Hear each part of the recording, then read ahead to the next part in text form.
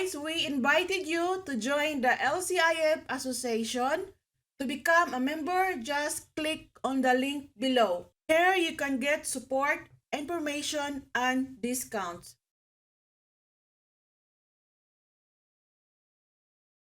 Guys, may share naman ako na recipe. So, nakagawa na kasi ako ng beef skinless longganisa. Ito naman ay chicken skinless longganisa. So, ang aking mga ingredients, ground chicken o giniling na manok, brown erythritol, ground black pepper, smoked paprika powder, garlic powder, paprika powder, Himalayan salt, coconut oil. And ang gagawin ko, ang pambalot ko ito, plastic foil. Hindi naman to kasama sa pagluto. Dito ko lang siya i-mold. So, paghaluin lamang lahat ng ingredients.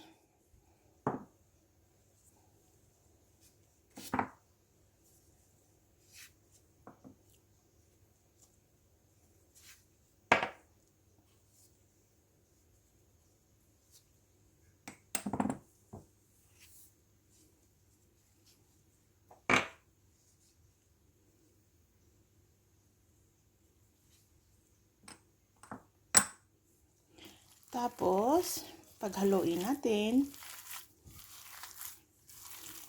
ng mabuti.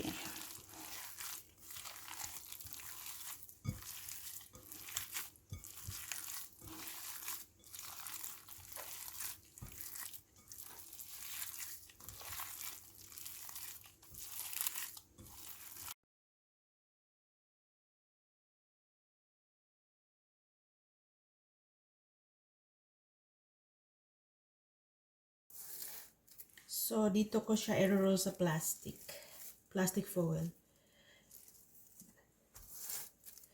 So, maglagay lang tayo ng 2 kutsara. Depende sa gusto niyong laki. Pero I think sa 2 kutsara na, malaki na siya.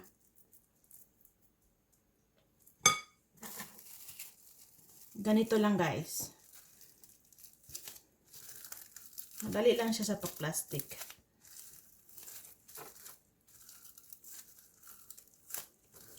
Push nyo lang sa daliri nyo.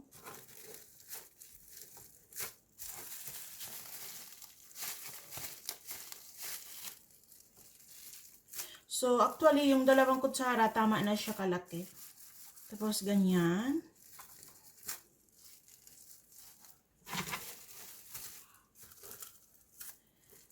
Masarap siya pag overnight siya sa fridge. Huwag nyo agad lutuin.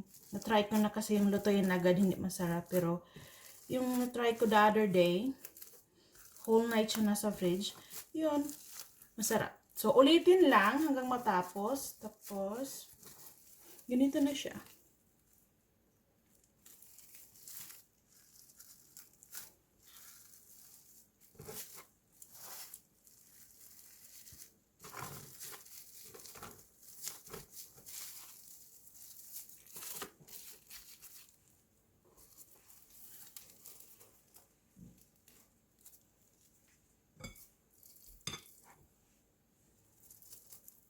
So, 2 kutsara lang ha. Sakto lang sa laki.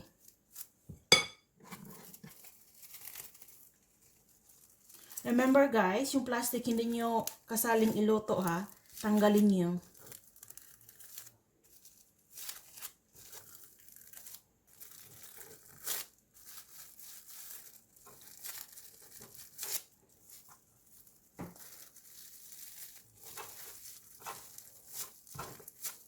Actually, pag sa plastic lang, madali lang siya kaysa unang ginawa ko.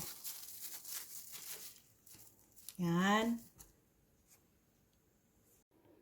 So, ito na ang aking finished product. So, sa 800 grams na giniling na manok, nakagawa ako ng 8 pieces. So, depende pa rin yan sa inyo kung gaano kalaki. So, gusto ko ganito kalaki sa akin. So, pwede nyo hati-hatiin din na i-adjust nyo gaano kaliit. So, not bad. So, ilalagay ko to siya sa fridge. Tapos, tomorrow ko na siya iluluto. I hope it helps you guys. At don't forget to subscribe my YouTube, please. Thank you.